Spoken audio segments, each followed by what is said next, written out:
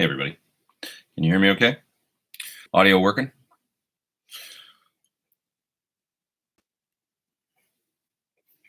What do we got out there? We got Ben Coombs in the house. We got my knees hurt. Who says, holy cow, I made it. We got Jerome here from Edmonton. What's up, Jerome? What's up, homie?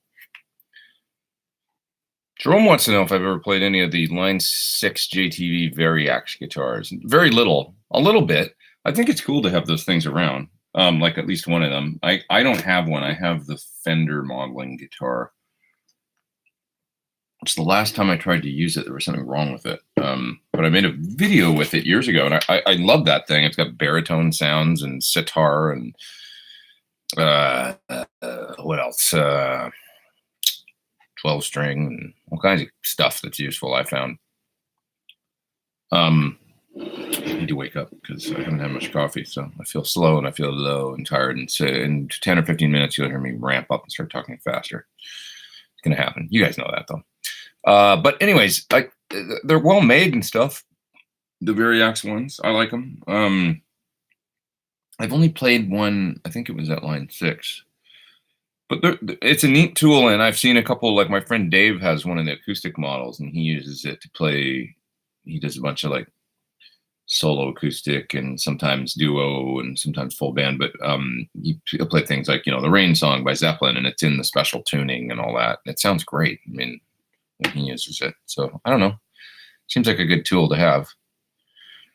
I see Corey Churko use one a lot too. My Canadian brethren plays in with Shania Twain, but he plays with this band Took that I subbed with. It's his band. They do all Canadian cover material. But anyway, I see him using one quite a bit with Shania. Have I tried the new Studio Series Marshalls? I have not. I really want to try those actually and just see what it's all about. I mean, they're neat in the concept of them for sure. They look a little sort of weak on the inside. I don't know. Just like they're built like, I don't know, a little bit lowest common denominator, but great idea. I mean, hey, 800s and plexis, what more could you want in low power? Seems like a smart way to go, right? I think. These glasses are so funny. Mr. Magoo. What are my recommendations for a tremolo pedal? I really like the Flint because, of course, you get the reverb built in. The Sir Jackrabbit's really nice. Mellow Tremo from Tone Freak is the company, right? Always really like that one too. The reverb from Source Audio, what's it called? The True Spring. Once again, it has tremolo in it as well as reverb, and it's a wonderful sounding spring reverb too. So you might check that out too. Have I used the Fishman Aura, says L. Scott Music. That thing is amazing. A little bit. I have actually, years ago, like an early sort of iteration of it. Have I checked out the Strymon Iridium? I watched the videos this week. Somebody contacted me from them and asked me if I'd be interested in doing a video, and I said, sure, I'd love to try it. So they tend to make nice videos on their own, though. You can kind of get a pretty good idea of what's going on just from their videos. But it does look interesting. I guess the dilemma is it when you get something like an HX Stomp, when it's still, it's a modeling pedal. So you can get a much, and the simplicity of it is cool, I think. But when you could get an HX Stomp and it's MIDI and with all the effects and stuff for not very much more money, would it make sense? That kind of thing. It sounded good in the videos that I saw, and I'd be excited to try it. I like Strymon, so. Larry John says he put Thorn buckers in his SG and he likes them. He says they're awesome. That's sweet. I've heard nothing but good things. I know a fellow that put one in the neck on his historic Les Paul, and he loves it. He gets way more clarity now, he says. So, and Marty V says he was just watching the 2019 Gibson factory tour, one of the 250 Chris Cornell guitars featured. So, Pete, did I get one? No, I don't have one. I don't.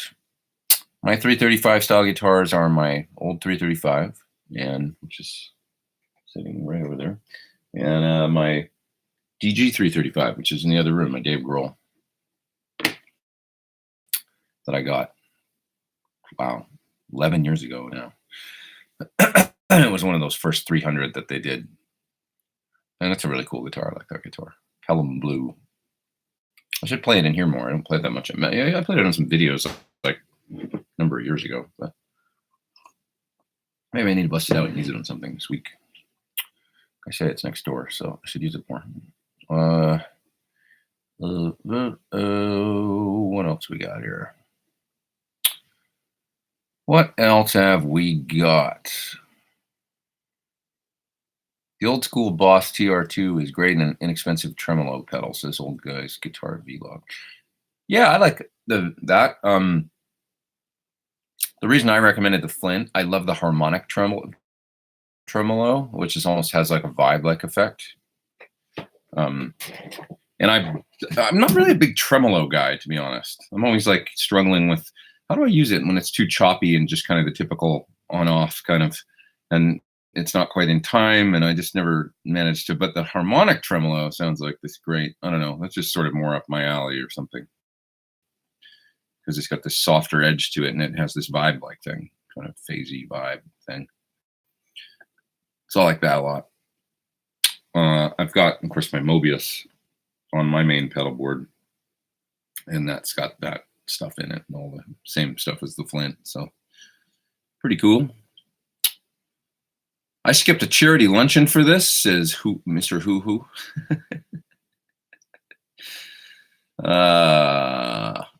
Hey, nobody's forcing you. Man, I woke up today kind of like with that thing behind my nose where you feel like you're getting sick, you know, and you get it, I'm like, oh no. But I can't tell if it's like actually like I'm getting sick or if it's maybe just stuff from the fires or allergies maybe. Anyways, I digress. Andrew Grant says, have I ever tried the Digitech Polera and Obscura reverb and delay pedals? A little bit, because Friedman really likes them. So I've heard him, he uses them on, I think on like certain boards. No, maybe those aren't the ones. I'm thinking of the Hardwire or whatever they were called, Digitech reverb and delay that like folks like Steve Lukather had on his board. But anyway, they're probably not that far off. Digitech pedals in the last few years have been really cool, I think. I mean, they've had great things like what I use the Freakout. I love that. And they've had some other cool stuff like their little cab sim pedal, kind of underrated actually, to be honest. They're all pretty good. So like it didn't seem like they could get a hell of a lot of traction with their latest offerings, and yet really, really great pedals. Evan Ward is saying the Tremvelope is wild. Who makes that? Is that there's a Pictronics one that's fun, Tremolo, that I did a demo of years ago that has also the Keeley one. I think there's maybe Keeley and Pictronics make ones that are velocity sensitive, so when you hit them harder, they'll speed up and then slow down, or vice versa. I feel like the Tremvelope is one of those. Like, isn't the Tremvelope with Pictronics? Is that right? Or could I be wrong? Do I have any Fender Michael Landau model? No, but I've played a red one. Or is it sort of pink/red, whatever that vintage Fender color is. Ichiro, actually, the other guitar player, that when I go to Japan sometimes to play with Tsuyoshi Nagabuchi, Ichiro would play one of the red ones, so I played his. It's nice. Really nice. I like the relicing on them and stuff. They did a nice job on those. They really look like mics. Joe Harvey says it's raining where he is. Not raining here. I wish it would, man. It's friggin' fires. Oh, it's nice if California got some rain in the summer and fall every now and then, just once maybe. Is the Cali 76 stacked worth the $400? You know, I just plugged it in. I have one right here because I'm supposed to make a video for it. And I plugged it in the other day, and it does sound really good. It's cool. I don't know. It's just a great compressor. It's got a great kind of... those pedals all sound good, man, the Origin ones. The original Cali is probably my favorite, but it's huge, of course. And then the stacked one is pretty cool. I just plugged it in for the other day, actually, because I was trying the Collider from Source Audio.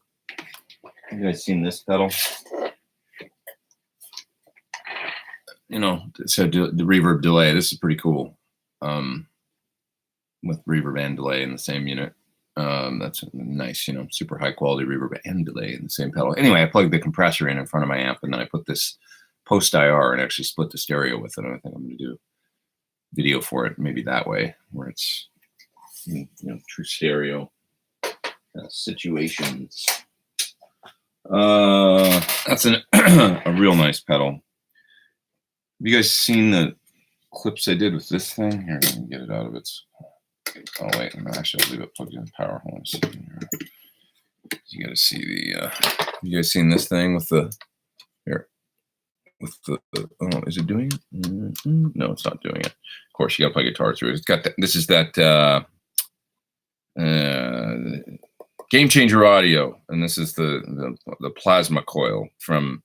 It's a collaboration with Third Man, you know, for Jack White's company and Game Changer. All the fuzzes that Game Changer makes are insane sounding. And this one is it just destroys your guitar sound. But then it's got this coil in it here that lights up when you play, you know, but you have to play through it. It's like the electricity going through it or something. It's crazy. That's really cool. But great sounding pedal, but it's a brutal one. Gnarly fuzz. That'll be coming in the next few days. Pete, if I didn't do music for a living, if you didn't do music for a living, what would you do? What would I do? I don't know, man. That's a good question. I used to say I probably would have gone to med school or something because I find that stuff interesting.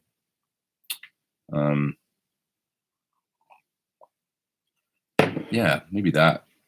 My father was a car dealer, and he would have liked me to go into that business, but I just didn't find it interesting.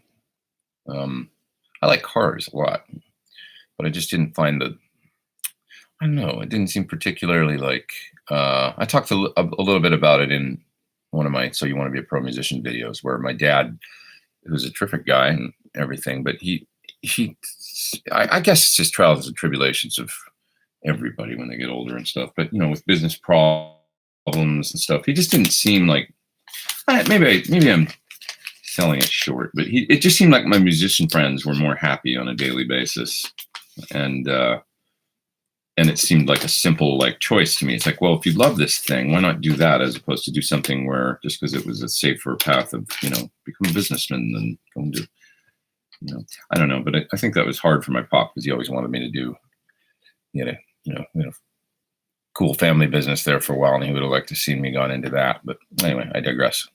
It's hard to say. Hard to say because I was so obsessed with music so early on that I never thought about anything else. So by 14 or 15, I've just never known any different. Andre says, love the videos. Thanks, man. Appreciate it. Is there a pedal I would recommend to get a PT-ish tone from a clean amp? Yeah, there's a few. I would say that the first one I tried that I felt like was really great at it was the Atomic Overdrive from XTS, I think they're called. I found I could get really close with that, and I really liked the original Plexi tone as well, as long as it was running into a dark amp, and the second one, which I had some hand in voicing, actually, the little gold Plexi tone. I felt like I could get pretty close with those two, but now there's a whole bunch of them. The Revival Drive is really great. Revival Drive won't get quite as gainy as a PT can. That's Origin. It's more like Plexi, but it sure does sound great. Both the compact one and the bigger version. Friedman BE, although it's kind of the other end, it's real high gain. The Bogner Blue, although it doesn't get quite as much gain. Maybe the Lagrange from Bogner. There's somebody in the top chat. I'm just going to grab that really quick. SD Design. Hey, man, what's up? He says, can you play the guitar synth part on Tea in the Sahara by The Police with your SY1? Bittersweet Symphony. I would have to work on that and try and dial in the tones. I would spend an hour on it, and we'd lose all the viewers if I was to do it right now. But the SY1, yeah, I just did the video for the little Boss synth pedal. Where the heck is it? It was just lying around here a minute ago. I swear it was on my desk. What happened to it? This is the story of my life. You guys have seen me. This is exactly how I. What happened to my keys? What happened to my? Where's? Oh, there it is. This thing. I just put a video up for this. I guess it's probably acquired taste, and like there will be a limited number of guitar players that won't. But for those that want to try something different, it's pretty fun. Especially, I really like that lead sound that I got in the video. If you haven't watched the video, maybe check it out and see what you think. But it sounds still like guitar, but then you listen to it in solo, it sounds like a synth with a synth mixed with guitar, using the pitch wheel or something to, it's kind of like Jan Hammer, somebody said, or something. I would agree with that. It's a fun pedal, and then all the little bass sounds and strings. It's a great little way to get some different tones, this pedal, without resorting to, MIDI and, full on getting into what it takes to hook your guitar up to your laptop and trigger. Somebody said they liked the tones better that I did on my previous guitar synth video, one of the only other ones I've ever done, which was for the Fishman system, which is a MIDI pickup with a USB stick and all this stuff, and then you can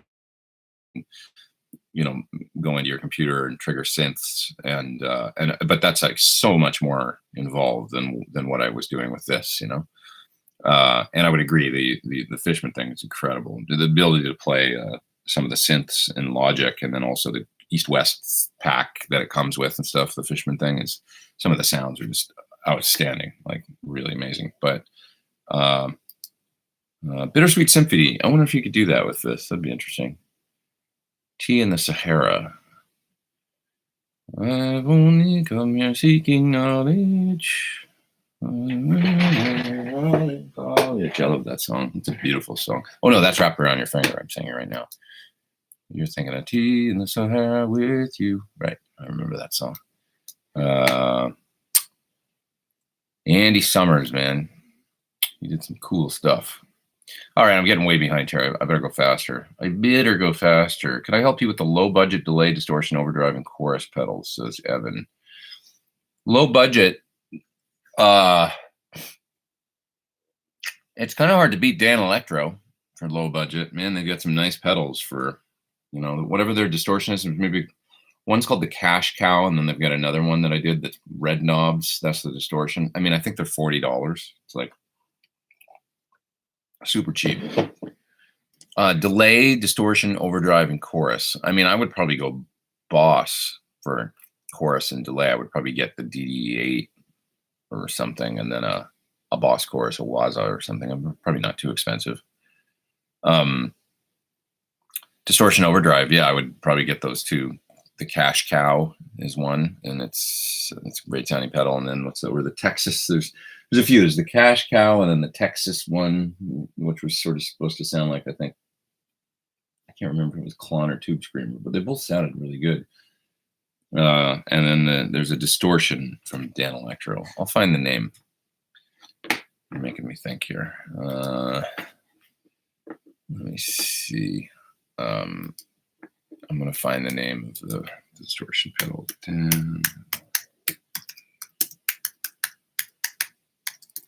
My friends at Dan Electro, they make nice stuff for not too much dough. All right, let's see. Dan Electro. No, that's not it. D1 Fab. Why am I not seeing it? Oh, is that it? No. Dan Electro. Just gonna go right to their website. Dan Electro pedals. Help me out here, folks. Come on, you know the one I mean. Dan Electro effects pedals. I kind of hate how when you go to Google or whatever, it won't take you right to the site. It goes all to the first thing that pops up is Musician's Friend and Sweetwater and all that, and I know they pay for all that. Okay, the Eisenhower Fuzz was a nice fuzz, but that's not it. Guitars, accessories, vintage. Why is there not more of their pedals that come up on their own website? Is there something I'm missing here? Have they discontinued things or something? I'm going to spend about another 5 seconds on this here, and then I'm going to bail on it. For whatever reason, I'm not seeing Do they not go well or something? I'm not seeing any other pedals on their website other than the breakdown, which is maybe some sort of Jeff Beck style breakup and volume. I don't know what that pedal is. What is this Dan? Okay, all right. Sorry, I'm getting out in the weeds. I'm gonna come back to you guys now. I can't just surf the internet while I've got you guys waiting. Other great distortion pedals. Let me think real quick. Give us some options here, guys. What's a good budget distortion? Not too much money. I don't know. I'm drawing a blank right now, other than the ones I just brought up. But yeah, I don't use a lot of distortion pedals. That's a problem. I use overdrives mainly, and then I use amp distortion. So when I'm thinking budget, I'm thinking under $100. I bet Fox Gear probably has something for under $100. What are my thoughts on Firebirds and mini-humbuckers? An acquired taste. I'll tell you what, I got a Firebird once, and I went to Gibson and I got it back when I was kind of like on a Gibson endorser mainly. I picked it up from their artist showroom here in LA, and it was beautiful. It was blue. I think it was Pelham blue with 3 mini-humbuckers. I mean, imagine. It was gorgeous. It was just super cool. And I got it. And it looks amazing, you know, and I picked it up, and it had been Little Stevens or something. Then he decided not to keep it, so he gave it back to Gibson, and I took it, and then I maybe figured out why he didn't keep it. I took it to a gig, and I'd been playing my Les Paul Custom all night. Or no, sorry, I'd been playing I can't remember because I got the Les Paul Custom when I took, you know, my black Les Paul Custom, that it was the one that I played with Chris Cornell forever and stuff. That guitar is what I got when I returned the Firebird the following week, because I remember playing whatever I was playing, Strat or another Les Paul or something for most of the gig, and I'm putting on that Firebird, and I felt like, oh my god, like the whole guitar had been like, it was almost like SGs where everything shifts this way, but even more so. So if I was playing an F chord, it was like I felt like it was a completely different. Like that would have to be my main instrument. You would have, and when you think about it, when you think about Firebird players, it's either people that go through kind of, you know, phases where they use a Firebird for a minute. You'd see like certain players, I don't know, maybe Keith Richards or something would show up with one for a minute, and then they wouldn't have it anymore. You know, they'd use it for like a year. When you think about it, most Firebird players, like Johnny Winter, like he used it for like most of his career. He was playing that thing. I feel like it's got to be your thing, because it is a very different kind of guitar, you know. So that's my feelings on it. Mini-humbuckers, never have owned a guitar with them, really. You know, played, I don't know. I mean, if I'm going to do that, I feel like it's either, I might as well go single coil or like P90s, because I love P90s. Or just low output PAF. I don't know. So I guess I'm not really a fan. But I love the look of the Firebird. I just couldn't play it. It was like difficult for me to get I guess that's it, just ergonomically. Jason Wade is in the top chat. Thank you, good sir. And he says, could you briefly explain the chain and how I got the tone on Kyushu Blues off Pete Thorn 2? Sure. I remember that one quite well. The only thing I don't remember is what pedal I used, because I feel like I used a pedal, but I can't remember what. But anyway, it's the SL68 through my 412 cab with Celestion blackbacks. I'd just gotten the speakers. So they're old 78 blackbacks, and I'd loaded the cab with them. And I remember miking up the cab, and that was the first thing I did with it, was Kyushu Blues. And it's my old Strat, my 64. The solos, a lot of them are the white. There's even a video of me playing one of the solos up on YouTube. Like as I was tracking it, I remember I videoed it, and then I ended up throwing the video up, I think. So you find that if you search Kyushu Blues and my name on YouTube, it'll pop up. But I think I'm playing my white classic in that. I can't remember exactly what I used for any of that stuff, but it was mostly the SL68 and that main tone that you're talking about is the SL68 and the Strat. I just feel like I pushed it with something. Oh, I think I used I might have used the BAE Hot Fuzz for some of the solos, I think. I'm pretty sure. Yeah. And so the core of it is really that Strat in the SL68. Do I know of any single coil size humbuckers for the bridge position in a Strat? Well, I would probably just go with the Duncans, you know, something like the little 59. Probably be if I wanted to go that route. That's probably what I would do. Are some looper pedals better at ending and starting the loop progression, or do I just suck at using my looper? That's a great question from My Knees Hurt. I know what you mean, like getting the loop to cycle in time.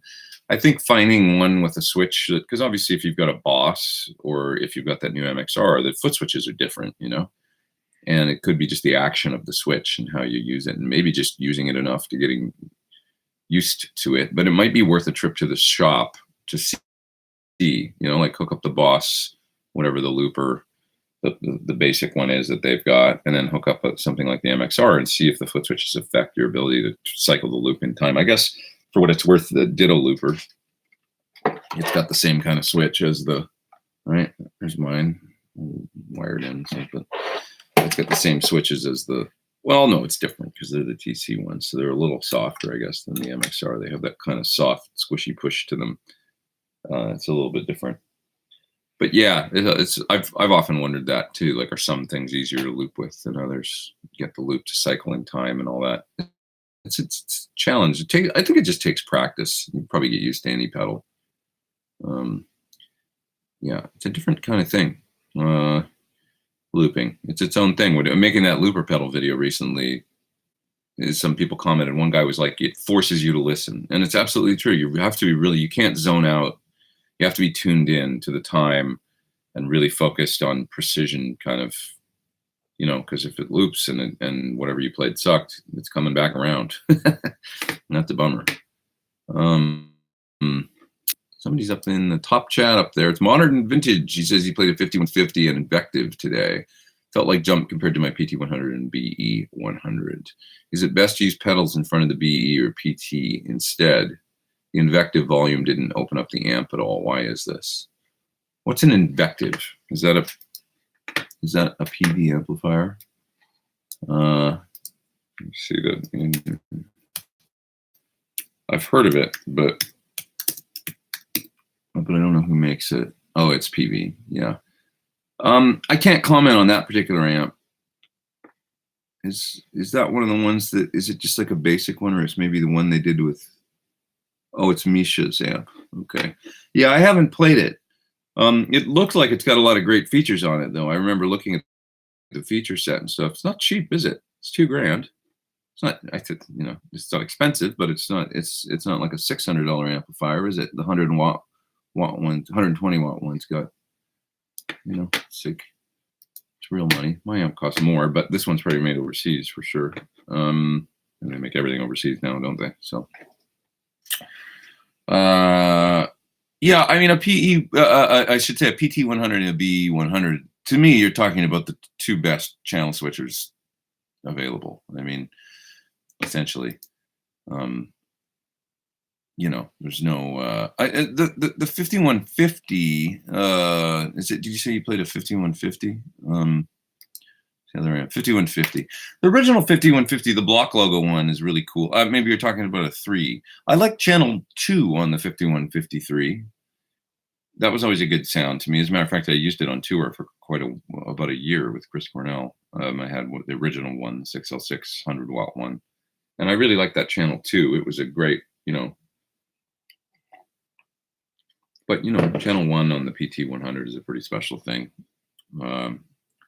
They're just, you know, there's no substitute for kind of the best transformers and components and building things like, you know. I got a little amp here that I got because every now and people complain about, not complain, but suggest, it's a nicer word, about, you know, you always play through expensive amps and stuff, and you should do your pedal videos through something that is affordable and whatnot. So I got this here. It's a little Princeton 68. You know, that one of the new ones. You can see it's still got the thing on top. And it sounds really good. A little Princeton reverb combo. So I was thinking I would put it back there in the corner actually and mic it and then just occasionally, you know, be like, well, here's what the pedal sounds like through the Princeton or whatever, and just, you know, have that be a thing occasionally, like combo in the room or whatever. Maybe even put the mic out, like, you know, 3 inches from the front, so it's kind of like use a ribbon or something on it. You can hear what that sounds like. Just as another thing, you know. Let's see. I'm not sure about the invective and opening it up and stuff like that, though, and why it doesn't. Maybe there was something wrong with it, you know. Billy Bob America says he likes my new hairdo. It is low effort. Yeah, I just needed to do something else. I was getting tired of the super short sides and stuff. I'm actually just growing it. I'm waiting for it to get longer. It's taking forever. Let's see. Thanks for the eruption vid that you did. That's Pinky. Thanks, man. That was a long time ago now. That's where it all began, this YouTube adventure. Do I recommend a Mexican Player Series HSS Strat, says Evan. You know, I mean, yeah, I take every individual guitar as they come. I'll give you an example. I put up a little video on my Instagram a couple weeks ago when I was playing with the Ultimate Queen Celebration. I'm playing Fat Bottom Girls, and it was on the rental guitar because I have a guitar when I go do that gig in drop D, and it's always just a rental Strat. Whichever one shows up, I just use it, which is fun, and it's like a neat challenge, you know, just pick up whatever. The one that night was really nice, and it was an HSS Strat with a big headstock. And I'm not sure if it was made in Mexico or not, but it might be one of those Player Series ones, I think. It's just kind of like a regular line, you know, had a 70s headstock HSS configuration. Man, what a great guitar. Really nice neck on it. I really enjoyed playing it, actually. It was a fun guitar to, you know, mess around on for that one tune. So each one, and then I've played some other ones that are, you know, they show up at the gigs and it's just serviceable, you know. Some are kind of stinkers or whatever, but some are really good. That one in particular, I love the neck shape on it. It was great. I think I'm pretty far back in the chat right now. Maybe I should go down to the bottom. I'll just answer a couple more here and then I'm going to skip forward. So ask again, please, if I missed your question. What does it take for small guitar companies to be successful? It's a great question. People love Friedman guitars. No one talks about GJ2, same builder. Well,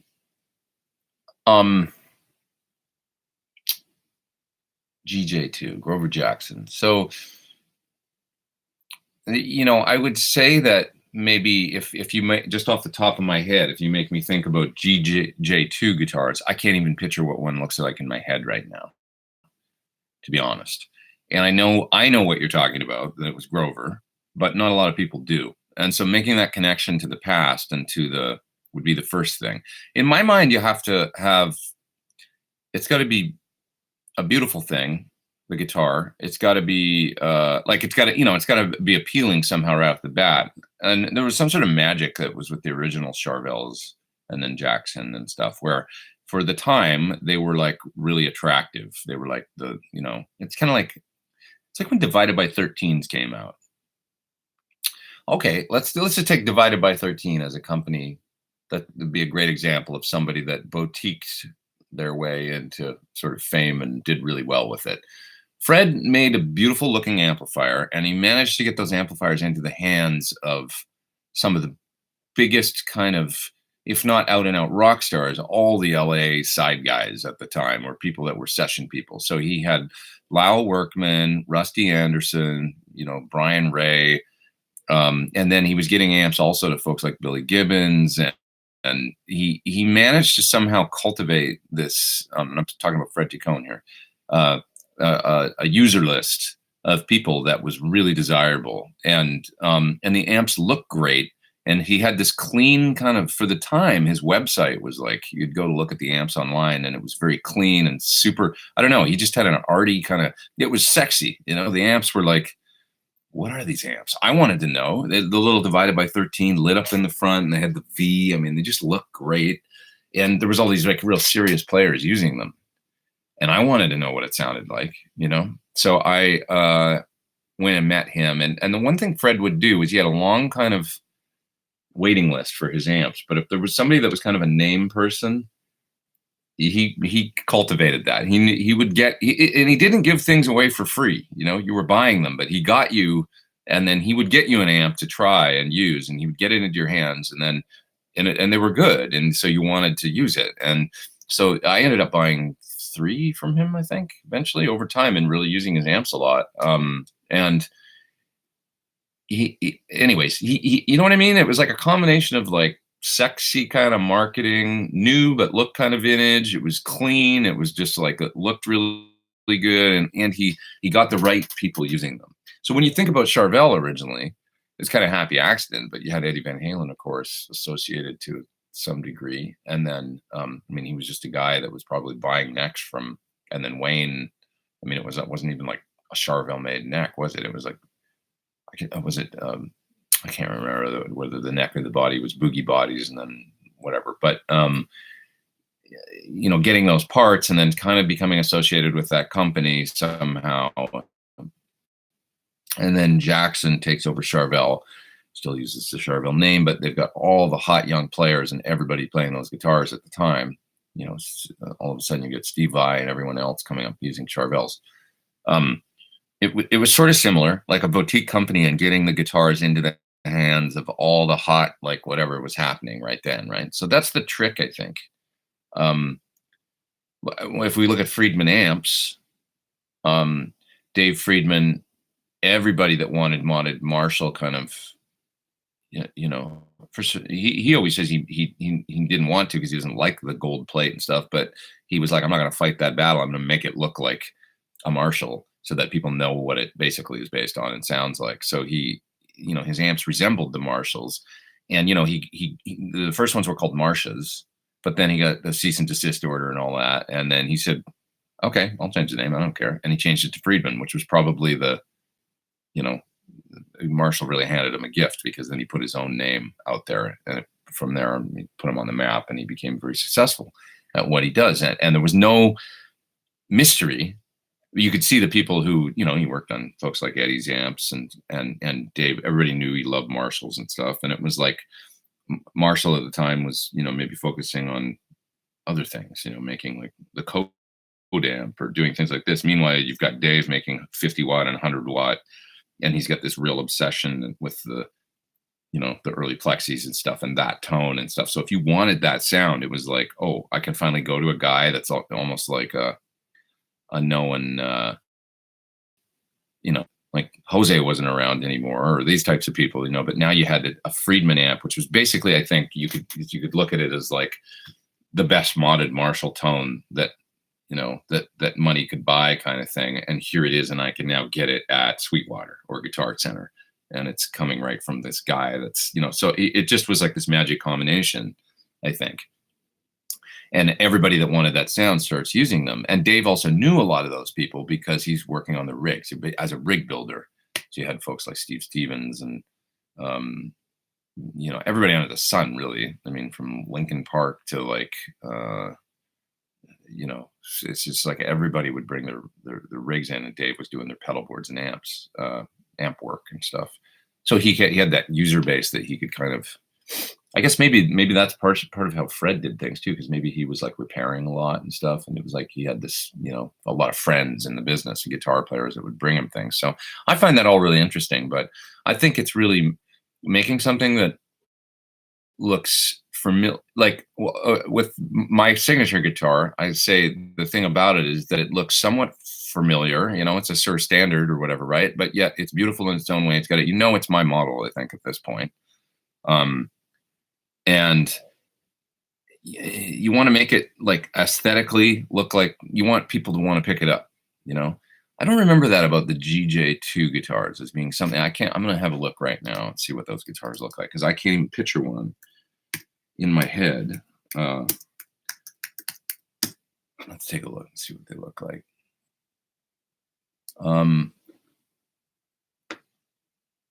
Yeah, I don't know. Okay, so there sort of takeoffs on Jackson classic kind of stuff, I guess. with the cutaway and kind of like, yeah, I see. He's got kind of a, okay, so Randy Rhoads looking one and stuff like that. But I don't know. It's a great question, like why, you know? It was also the time, right, for those guitars, like you know, the Super Strat or whatever with. I mean, there's a certain it's all fragmented now, like, but you know, like a Randy Rhoads shaped guitar now is going to have a limited appeal compared to when it came out in 1982, right? It was like everybody wanted that guitar in 1982, and you know, or if you played rock and metal, you wanted it. Now there's so much. It's sort of that's more like a subgenre or like a I don't know, you know, of the guitar playing market. I don't know. It's going to be limited appeal. I'm just looking right now and seeing the guitars that they've got, and it's like Super Strats, and then there's some that look like Randy Rhoads ones. So I don't know. I mean, maybe not enough association with Grover's name too, and then the genius of Dave's amps. You don't know you know, but when a boutique amp comes out, and you're like, but if you can't try it, you don't know what it sounds like necessarily. It's like you might look at it and go like, well, that's cool. You know, I don't know, whatever company like has that. Like, for example, I'll give you an example. I know they've got a great reputation, but I've never played one, and I don't have any idea of what they sound like. The Red Plate amps could be great. I don't know. I don't know anything about what they sound like from just hearing the name Red Plate and seeing what I've seen about them online. I should probably try one, but I'm just saying that I don't know. And I think the difference between that and Friedman was when you saw a Friedman, you knew, oh, it's Dave Friedman. I remember he's rig builder. He works on, oh yeah, he works on Eddie's amps, and he works on, you know, and here's this amp, and it clearly looks like it's so there's that direct lineage to, oh yeah, this guy is a modded Marshall, you know, guru, and there's the amp, and I can tell by looking at it, it must sound like da da da da da, right? And so maybe with the boutique companies, I think that's been the thing. So with Grover, if I had to distill down why his guitars, I would say, you know, if he could have gotten a few people on board, like endorsers, like let's say he could pull Phil Collen away from Jackson or whatever and get them playing his guitars. You know what? Imagine the ad with like Phil Collen and like a couple new guitar, maybe Joel Hoekstra or something, because I see him using a Jackson Phil Collen every now and then. So I just thought of him, but like a guy like that, and then maybe a couple of other people, and imagine an ad where all those guys have their guitars and Grover's in the middle, and they're all like a big gang, and it's like he's back, you know, or something like that. There's the marketing you've got to do for you know, like something like a Grover Jackson company for him, in my opinion. You know, it's got to be something like that, where it's like making them like they used to, you know, whatever, the San Dimas whatever, or it's got to be this, there's got to be a story, and you got to make it kind of sexy or something like that, you know. I don't know. Does that make, am I wrong? Let's see here. There's a Russian guy putting a bunch of thumbs down in my chat. I don't know why. Why is that? Ben, are you here? Help. Okay, who else we got here? I'm gonna move down in the chat a little bit, go down towards the bottom, and Tom says he had a first year PV 5150 and it was tits. I agree. I had one back then. I used to gig quite a bit in like Pasadena. I used to do a lot of cover gigs and stuff. And I had the early 5150. I actually sold I had a rack with a studio preamp and a 295 power amp and all this. It was like, what was I thinking? Like hauling all that stuff around, 2 Mesa 212 cabinets. And, you know, it was the time. Come on, cut me some slack. So I got rid of it, and I got a PV cab and a PV 5150 amp, which I got a lot of use out of. I mean, the green channel I kind of lived on, actually. The rhythm channel had a great kind of crunch. You know, we'd play like All Right Now by Free or something. It sounded great for like doing that stuff back then. To me, you know, I might listen to it now and go, oh, it's lacking or whatever, because I'm bent down the road. But my memory of it is those early ones were really quite good. And I remember it came with US 6L6s still. It had Philips 6L6s in it, which eventually went bad. And I remember it took out a resistor or something on the board when I blew fuse, and like tube went bad, and I had to get this guy to put, you know, so then I got other 6L6s put in there. But I remember the amp had those Philips ones in it when I got it. They were still using the US tubes. G-Man Music says he bought the red MXR Germanium Fuzz Face Mini, and it does clean up nice with the volume rollback. Cool. That's cool. Yeah, somebody was saying the other day on the video that I did for that, this pedal's like $400 or something, because I think I was using the Crazy Tube Circuits one in it. But I was like, hey, there's lots of great Germanium or, you know, fuzzes, maybe silicon ones that have a similar circuit that'll do that. It's all about that impedance thing. And it's nice to know the MXR one does that thing as well. It should, you know. I got some of the Hendrix ones here this week from them, actually, and they're really cool. Have you guys seen those? Maybe I should, maybe I just want to check these out. You might have seen these on, on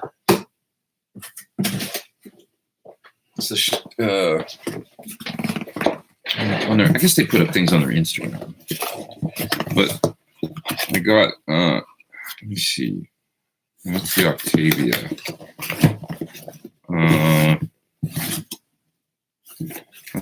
That's the original Fuzz Face.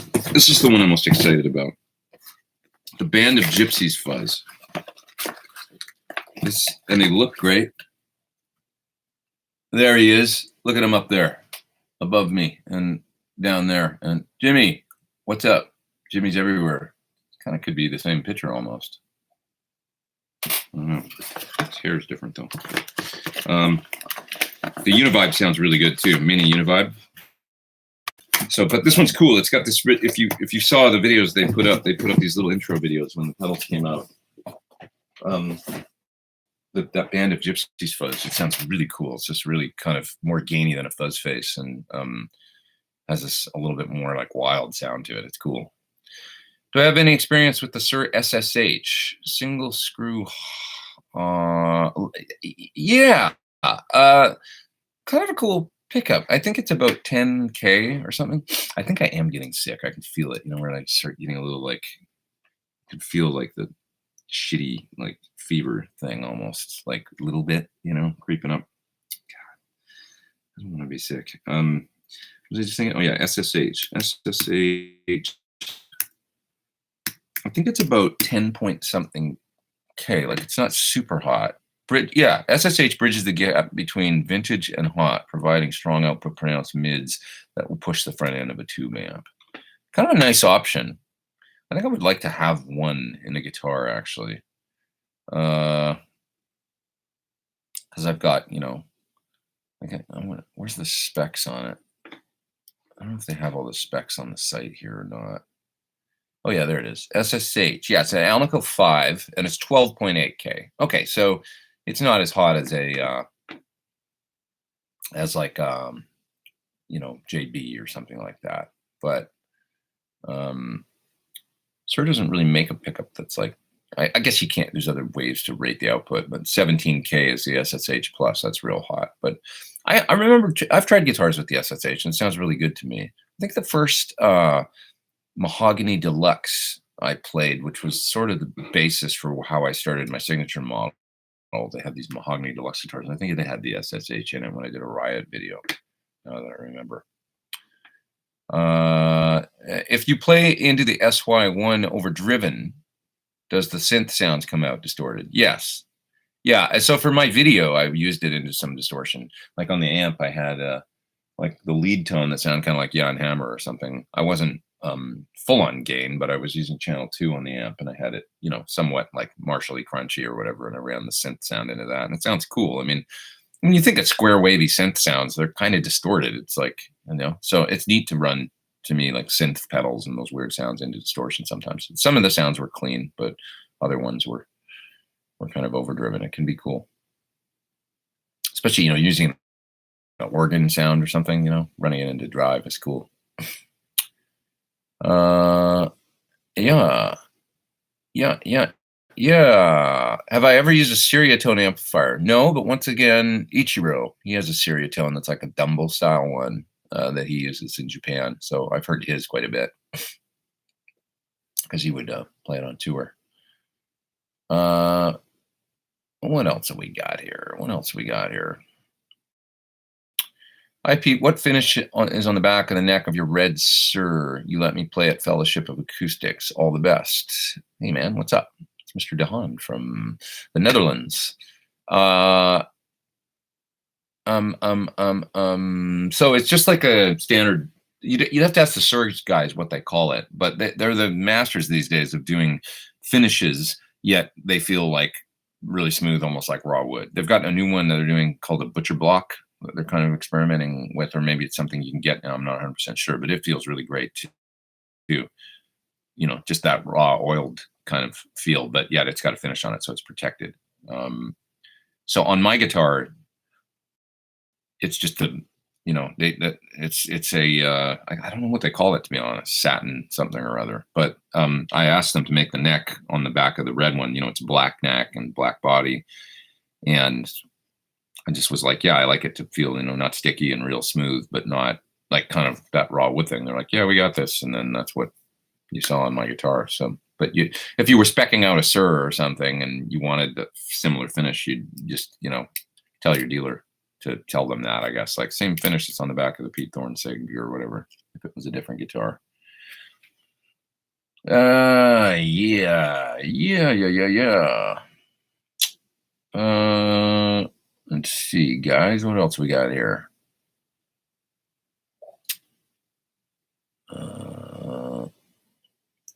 Jim says he's using HX effects with 1 amp, thinking using 2 amps. Any suggestions on using HX that way? Well, the HX effects, you can use 4-cable method. So you can either, if you're using 2 clean amps, like if you got a couple combos and you're just going to run them clean, just go guitar into the thing and then split out of the 2 outputs to your 2 amplifiers. You'll need to ground lift one of the amplifiers or use an isolation transformer on one of the sends. But if you want to use a 4-cable method, so with effects in front of the amps and also in the amps effects loops, you'd use your main amp, go guitar into the HX effects. Then you would come out of effect send 2, I would recommend using, to the front of your first amplifier. Take the effects send out of that amplifier in the effect loop of the amp and run that to the return of effect loop 2 on the HX effects. Take the output 1 or right or whatever, or left or whichever one, doesn't matter, on the HX effects, run that to the effect return of that amplifier, your main amp, and then take the other output of the HX effects and run that to the effect return of a second amplifier. That's how you do a 4-cable method, stereo. So now you've got effects running through the powers, only the effect loops of the 2 amps. I hope that makes sense. Obviously, every time I explain that, I'm like, ugh. When I get to the effects send out of the first thing, I'm like, oh, I know how to do it, but it's like, it's confusing to say. But anyways, if you're just using clean amps, you can just come right out of the outputs, go right to the front of the amps. If you're using distortion on the amplifiers, you're going to want to do 4-cable method, and it gives you some more options and stuff like that. So that's the 2 different ways you can hook it up, basically. Have you ever tried Sur's extra slim C neck profile? Says Ryan. I haven't. I'm not probably like, it's probably too slim for me, but you know, their necks are all nice, man. I mean, it's like, even my neck is the what's the neck on my guitar? It's the it's not a 60s C. It's a, oh God, my brain, C standard slim or something like that. It's called. I can't remember, but I can't remember everything. Damn it, I'm too old. But I always thought it was going to be too slim just from the slim designation, but it's not. And then the extra slim, I don't know, I would assume that would be too slim, but it probably feels fine too. John's just really good with neck shapes. I mean, like I played, he's working on an Aura right now for Peter Frampton, and Peter likes a really thin neck. He likes that less 60s Les Paul kind of, you know, real shaved kind of neck thing. And that neck felt great to me. And John's like, it's really thin at the nut. It's like, it's, you know, whatever, 770 or whatever at the nut. I can't remember. And I was like, I just felt it while he had it on the thing and he was fretting it and stuff, but it felt really good to me. It was like, it still feels great. Like, you know, I didn't pick it up or anything like that, but he's just, you know, his necks feel really organically terrific. I can't wait to get that. I've got this classic coming where he he copied the neck from my old Jackson. I can't wait to get that thing because it's bird's eye maple, 21 fret, and that old Charvel thing. And so more on that soon. But I can't wait to try that thing. It's gonna be a cool guitar. I just know it. Okay. Let's see. Lyric Bread says he has a Fender American Professional Strat, 3 singles, looking to replace the bridge pickup with a humbucker. Looking for recommendations on one that would complement the V-Mod pickups. You want to get a full-size humbucker? I mean, I would recommend Thornbucker, but it's my favorite. Gotta recommend that, the Thornbucker Plus. Hard to go wrong there, my friend. It's going to balance great and sound really cool. Yeah. Moving right along. Let's see. Mr. DeHaan says he plays a 77 Firebird, so he's used to it. If you play one, I'm sure you could get used to it. Probably wouldn't take me that long. I remember picking up this Firebird I got on the gig I was talking about earlier for those that just joined. The difference between, a Firebird is kind of an acquired taste or a thing that you got to get used to playing. And moving from a Les Paul or something to a Firebird was weird in the same gig. Okay. I'm going to go down in the chat a little bit here. Joseph, he says he's wondering if I can give him some tips on pedal order when using multi-effect pedals with other stomp boxes. Yeah, it can be a little hard when you've got something like an HX Stomp and then you're like, okay, what do I do though? Because, you can't, you got to put it somewhere in the pedal chain. And sometimes you might want the thing earlier and sometimes you want it later. And I guess you just have to weigh out what's most important, I mean, like a Mobius, I had my Mobius for quite a while. I had it running pre and post because you can do that. It's one nice thing on some of the multi-effect boxes is you actually have 2 paths, right? So I'm not sure if you know that, but if it's a Strymon unit, for example, like if it's a Mobius, there's an option to run it in out. You've got 2 sets. You've sacrificed stereo when you do that, but you can use it in 2 different places in your pedal chain. So there's that. And I think you can do that on H9s now too, right? Pretty sure. You just have to probably set it a certain way in the settings configuration or whatever. But barring that, let's say if you got something like any stomp, I mean, most of us guitar players are probably going to use those things mainly for time-based stuff, I would say, over using them for overdrive and things like that, because we've all got distortion pedals in our favorite drives, and most people have an analog compressor and all that stuff they like, or a wah up front. And then when I think of something like HX Stomp or HX Effects, it seems like the majority of players are going to use them for delay, reverb, modulation kind of stuff or whatever. So in that case, it would come later in your chain, But if you're like, oh no, I really love to use the Univibe in it, that puts you in a bit of a conundrum. Or I really like to use the whatever. And in that case, what you might want to do is if you mainly use it for, time-based effects, mainly, and then there might be a sound or two where it's like, but I really want to use the Univibe or the wah on this song. And that means I need an overdrive too, but I've got it in a place in the chain where I wish it was coming pre-overdrive, not post, right? And yet my overdrive pedals before it. If you know what I'm saying. Basically what I would do then is probably just make the sound on that thing and use an overdrive in it. So I'd turn off all my other pedals and I'd use the HX Stomp or something just for that sound. And I'd use the vibe in it or whatever, and then I'd have a modeled overdrive coming out, the Minotaur or whatever. So I don't know what your multi-effect is that you've got. So I'm just using that as an example. But that's kind of how I've got around that stuff before. By doing stuff like that. So hope that makes sense.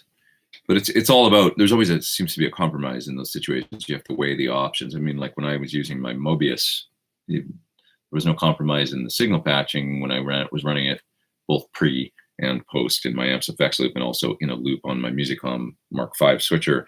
But I gave up stereo to do that, which is kind of a bummer because it's got those great Lex rotary sounds in it and stuff. So, it's always good to give something up. Let's see what else we got here.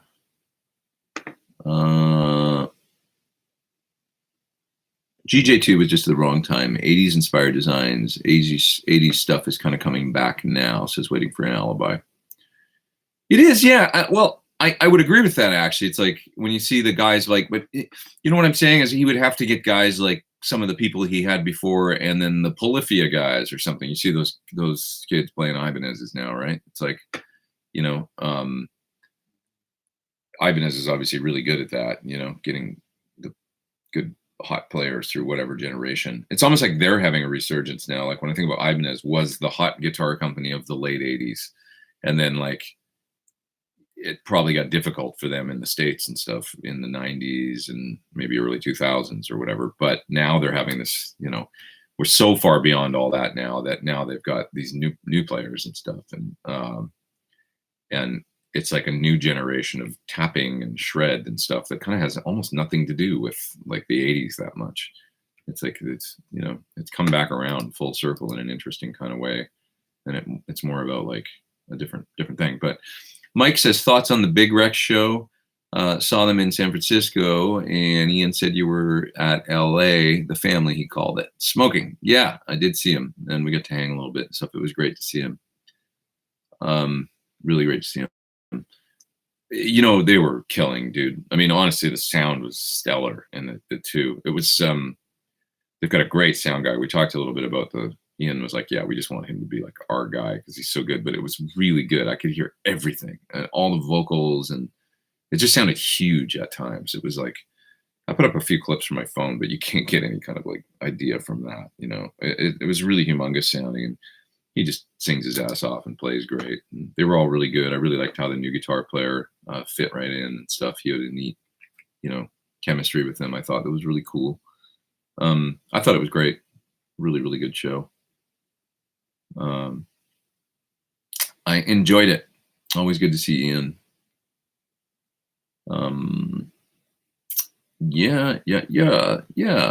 A little more on the GJ2 or the 80s things. I mean, I feel like the 80s kind of came back in the early to mid to late 2000s too, you know? Like I was going to see, you know, when Journey and all of a sudden Def Leppard and like all these bands were out. It was like Charvel guitars came back, and then you had Van Halen like out on tour and stuff. And it was like there was a little 80s nostalgia going on that just keep in mind all those guys were just like, you know, like mid 50s or maybe getting towards 60 at that point. You know, now these folks are like Sammy Hagar and stuff are like 70, you know, so it's like a different era. But it was like I don't know, it was like I feel like the 80s has been coming back a little bit now. Like I say, with I almost see it in like Polyphia and those bands with the Ibanez's and the technical kind of, you know, like it's almost like a different thing, you know. But I don't know. I think making a successful boutique company is a combination of things. You know, you really have to.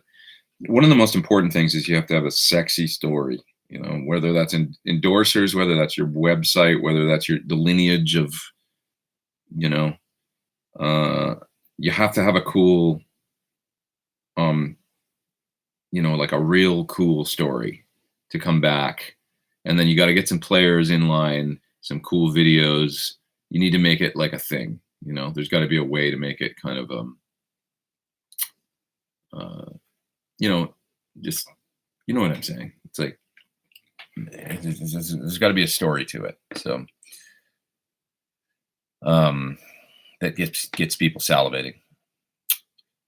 First guitar is an '87 Charvel Mod 2, says Antoine.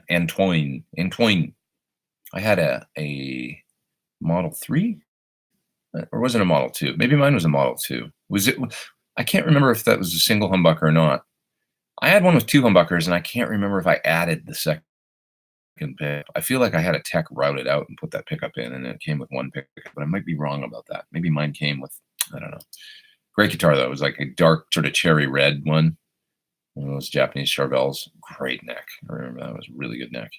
ST Design is in the top chat, and he says, regarding backing tracks, I know how to remove vocals from songs. Any tips on removing guitar? I want to jam along with John Paul Jones and John Bonham. Well, it only works, like you can use something like transcribe software from 7th String to remove the center channel. It's It's like in the karaoke function or whatever. But it only works if that guitar is right up the middle, because it's basically going to take out all the information that's happening down the center, and you're going to be left with not very much snare drum either, or kick. But you can remove guitar that way.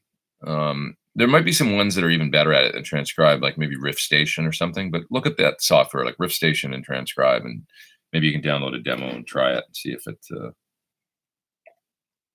does what you want. But there's no way to completely remove guitar, really. You know, sometimes it's like if the guitar's panned out at all, you can't. You know, the reason why you can remove vocals is generally because the lead vocal's dead center, so it'll take out everything up the center channel. Is a Silver Sky a Strat? That's a good question. I played one that was actually quite well set up the other day at Tim Pierce's. I was over there for a minute. My old buddy Tim, we shot something together. He's coming here today later. Actually, I got to clean up in here. It's a disaster. It's embarrassing. There's stuff everywhere in here right now. Can't tell, but that's because it's dark. Anyway, Tim's Silver Sky was set up really nice. I feel like those guitars, they need to be set up really well to play good because of the 7 1/4 radius. So, you know, guitar's radiused. It, like with that, it's got a really, it's like super radiused. So, you know, it can be harder to a little bit play and do bends on the high strings and stuff. But I like the sound of those guitars. The pickups in them are really nice. I'm moving down a little bit in the chat here. Ben Coombs says, I always wanted a Jose modded Marshall. Me too. You know, there was a 73 Marshall at Long McQuaid in Edmonton, and I could buy it for like $300 back in the 80s. And I called Jose, and I actually talked to him on the phone. It was probably 1987, something like that. And I got him on the phone, and we talked about it. And I said, can I send you this amp? And like, I hear you're like amazing. And I felt like I was talking to a god on the phone, you know. And he was very nice, and he said, yeah, no problem, you know, I'll do my thing. But you know, Ben, Dave Friedman knows all this stuff, so he knows all the mods. And we've talked about it quite a bit actually recently, like the different Jose mods.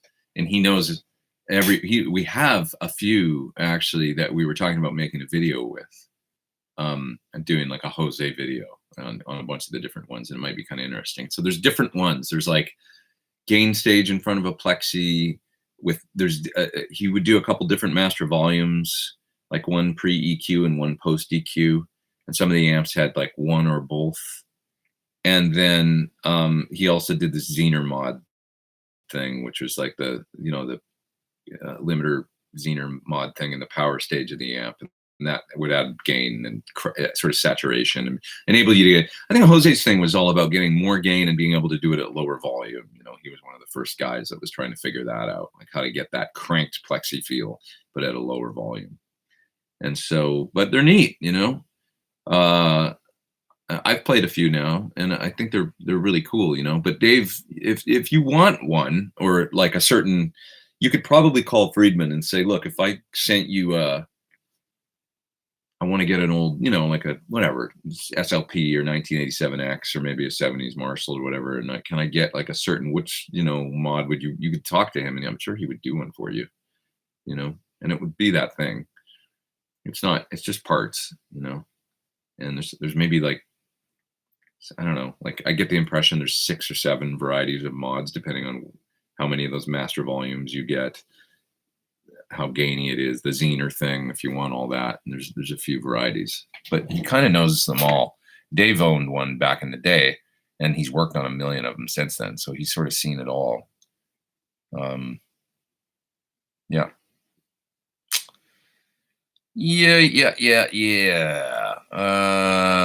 Okay, I'm moving down in the chat a little. Let's see.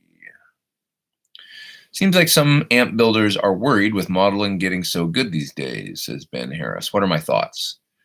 Well, my thoughts are, no matter what, there's always going to be, number one, somebody that wants to pick up an amp and just plug into it, you know, like, because modeling is a different thing. I mean, there's modeling amps, yes, and they just have a speaker built in, but you don't see a lot of people using those. I mean, Fender's trying to break into that market with the new model twin and deluxe that look like twins and deluxes, right? And there's a good thread about them on the gear page that I'm interested in and I'm kind of following and seeing. But you know, there's always going to be somebody that just wants one of these because I can pick it up with one arm, you know? It's like, right? It's like, this isn't a little amp that I've actually always wanted to have around. A little Princeton, you know? It's just like a great size. It's small. You can plug it into it. You can turn it on. It's got reverb. It's got tremolo. It sounds nice. I can sit there and play guitar. You know, it's the amp to have sitting in the corner. You can just plug in a couple pedal if you want or not. And obviously with the PT-15, we've tried to come up with the ultimate sort of gigging, you know, like gigging slash recording slash practice. You know, we're going at it our own way, as opposed to the modeled twin and modeled deluxe. We're trying to still do tube amp that's got, you know, because it sounds and feels great, and it's just that familiar thing.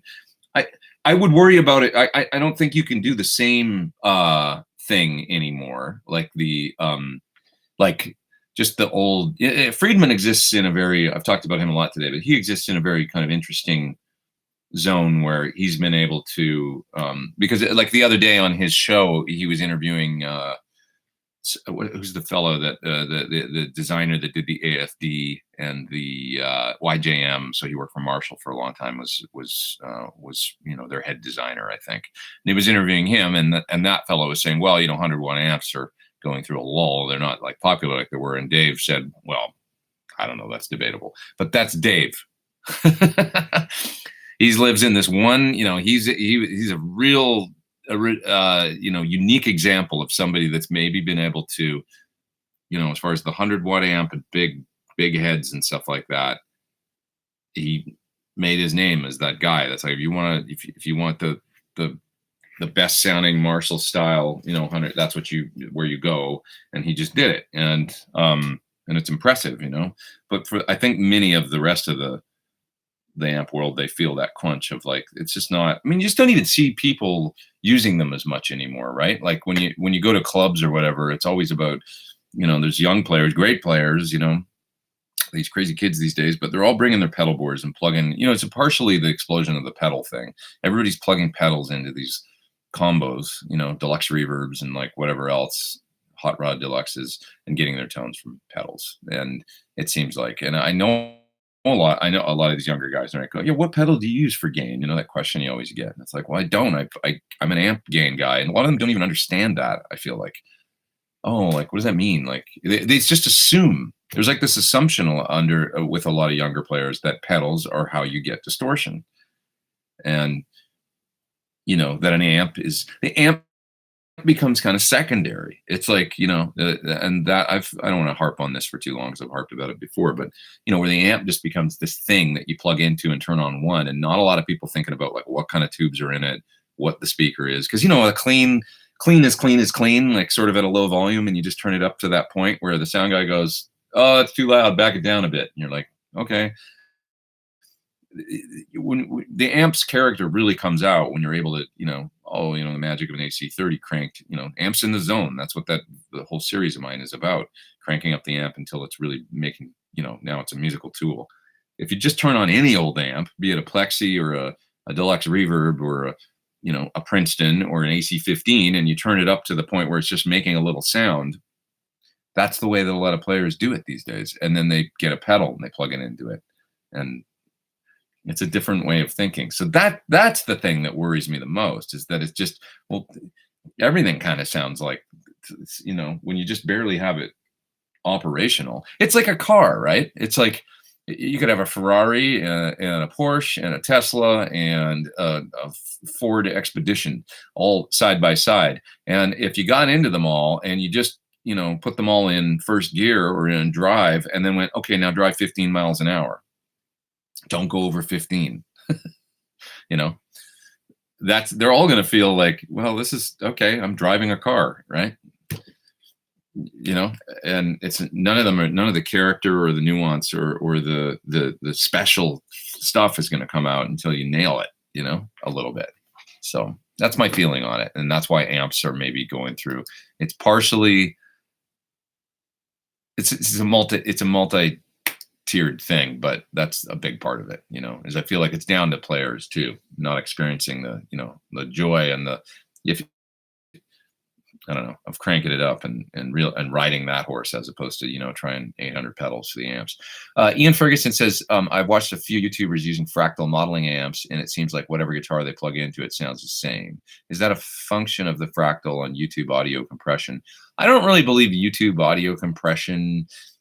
I don't think that's a thing really. That a guitar's character is going to come through if it's going to come through. So no, I'm not going to put it on YouTube. Of course, in person, the guitar has more of a, impact. Or that's Ian in the top chat, by the way. Thanks, Ian, for doing the top chat. I think it's got probably more to do. I don't know if it's. I like Fractal and I like their products. Blame it on them. I mean, everything affects everything. So it's like, if you run an overdrive, if you run, some echo, it's like the sound of the guitar gets a little diffused.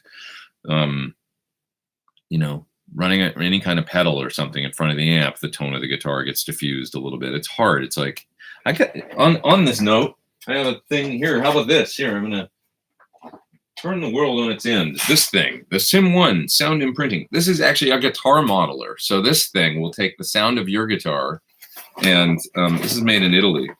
It's meant to, like, if you got a Les Paul and you want it to sound like a Strat, this is the pedal you use. So I'm going to make a video for them on this. And I'm interested in it actually to see how close I can get to the tone of the Brian May guitar. I want to, because I think you can model your own, kind of do a sound like a profile or wherever of a guitar with this. So I want to do that and try the, see how close I can get to the sound of the Brian May guitar on like a different guitar, like my guitar. Because I'd be interested in that for my own uses, because it is unique. The Brian May, the two kind of the main sound that he uses a lot, and then a couple of the other quirky ones like on Bohemian Rhapsody and stuff. It'd be neat if I could put that in a modeler and then use it on some different stuff. I don't know. It's all so crazy these days.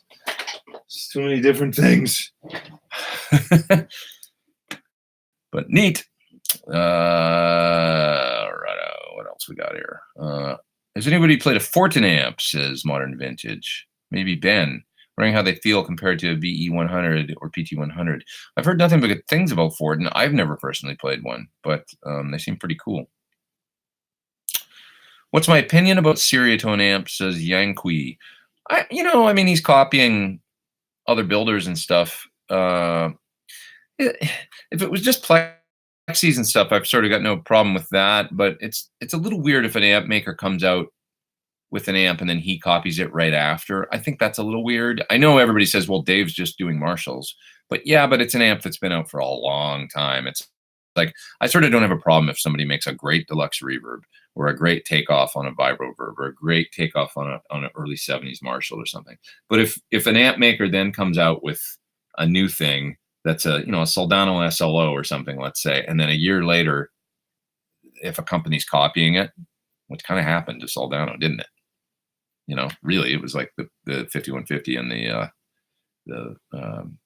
dual recto. Although they didn't really, it wasn't like wearing it on their sleeves a little bit. And that's the thing with the Stereotone thing. It's the only problem I have with him. It's just like he's doing like a, kind of a direct copy quickly after the amp comes out. I feel like give the guy some breathing room, like come out. The classic designs, I don't have any problem with that, but I think Slash has used Friedman modded Marshalls, a modded GCM 800, says Odin Stan. Well, Dave does all Slash's rack work and rigs, and I wouldn't be surprised if Dave's done amps for Slash. I'm sure he probably has.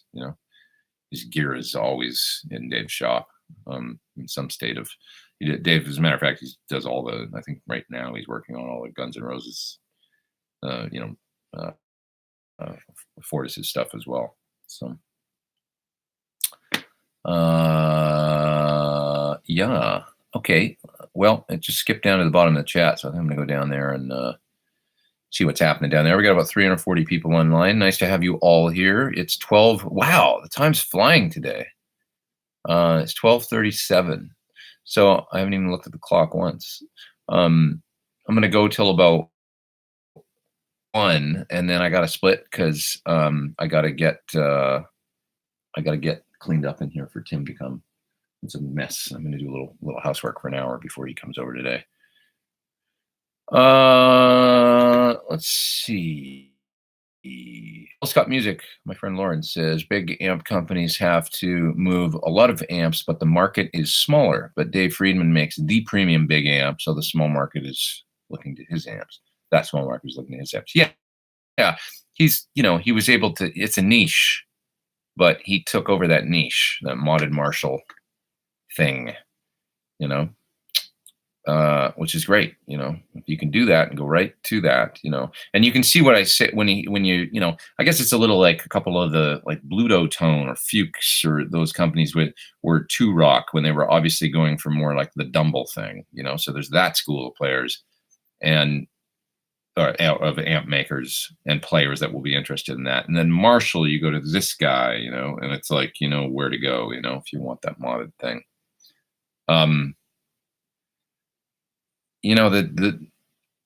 The thing about all that would be, in my mind, with a lot of these companies, it's like, why don't they, at the point where Dave was, making Marshas and they sent the cease and desist and all that, that would be the moment where actually I would have said, well, if you, let's, if you can't beat him, join him or whatever, and maybe just try and hire him or something, and make him like, hey, would you be interested in talking to us about working for us? Rather than make him a competitor and then he kind of took over, I feel like, because it's like, fine, I'll call it Friedman amps and I'll make a better Marshall than you guys. I mean, I like Marshall, but it's like, come on, they're not, I guess Lauren's point a minute ago was that they got to move a lot of amps. So I think Dave and those guys were talking about on his show the other day about the little MIG amps where they're $89.95. He's like, how do you make money like making an amp that's $89.95? And like, it's a challenging thing to do. They were saying, you got to have those, but it'd be right. I mean, I just feel like the thing for Gibson, rather than hassle the guitar builders, like, people that are building one-offs like Bartlett and Gil and stuff like that, would be hire those guys, get everybody on your team and make them master builders or whatever. Like, why wouldn't Marshall have Dave Friedman as a master builder? They should have thought of that back then, senior master builder or whatever, making his own line of like, badass. Like, of course people would have bought them. There'd be no question, right? I mean, it'd be like, as opposed to Friedman going, fine, I'll go make my own company, and then building it into a, multi-million-dollar, like actually very successful amp company in its own right, and he's just taking their sales. What the hell do I know? I'm just some guy from Canada. I don't know. Stealth Parrot says, yes, the sweet spot of tubes. I think you're talking about when I was talking about cranking an amp a little bit and getting it in the zone, so to speak.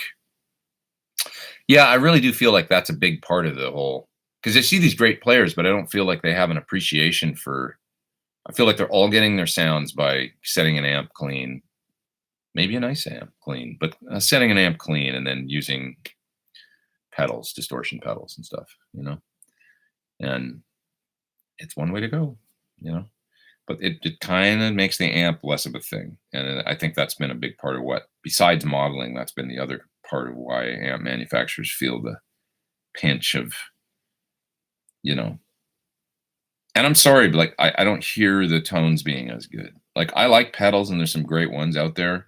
I mean, I do reviews on my channel all the time of the Revival Drive and some amazing sounding pedals that sound terrific. But in practice with guitar players and the way they use pedals, I don't hear the tones of Brian May and of Eddie Van Halen and of Angus Young and of Stevie Ray Vaughan. And I don't hear that level of guitar tone coming from when I go see bands live, I don't, I remember going in LA and going to see bands and going like, oh my God, like, like a band like Dada or a band like Plexi, or, I don't know, like where you go to a club and you're like, holy shit, like the guitar is devastating right now. Like, it sounds so good, and I just don't experience that anymore. I go into clubs now and I can kind of hear the guitar maybe. you know, and it's like, I don't know, it's kind of the thing. It's like, it's that's part of the problem. I said it in an Anderton's that when I went to hang with Lee and I said something that some people said resonated with them, I think, about how if we want the guitar to be as dangerous, you know, that the dangerous kind of instrument that it once was is no substitute for the old school. And I just meant turning it up and using the guitar and amplifier as that feedback loop combination, and that's where the sound comes from. And maybe you add a pedal to that component or not, but it's mainly the player and the way they're playing off that thing. And you just don't see as much of that anymore. So, you know, let's see. What else we got here? What else we got here?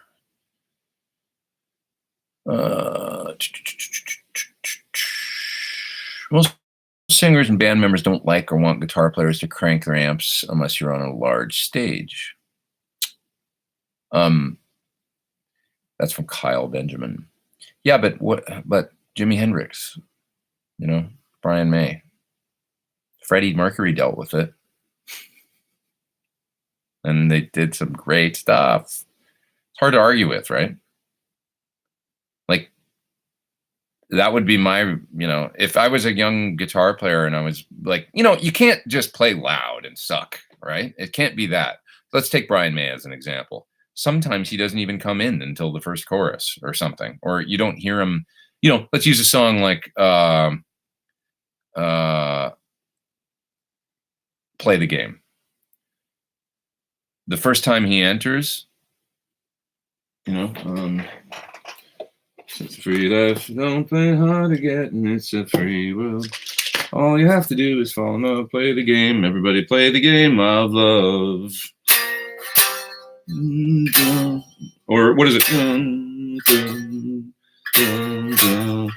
And then Brian goes.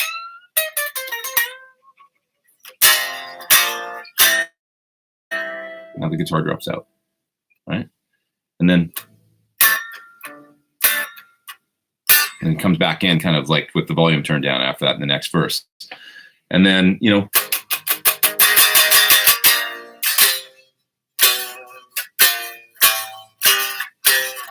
the game of love has just begun, or whatever, you know, and then it's like, right? So he lays, my point is, it's these key moments where he comes in, plays these killer phrases, and you hear that in, you know, to keep some on in a pretty cabin's Killer Queen.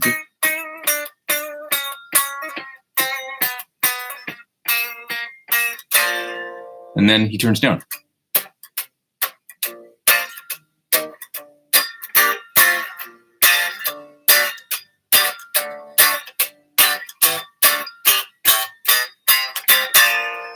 Turn down again.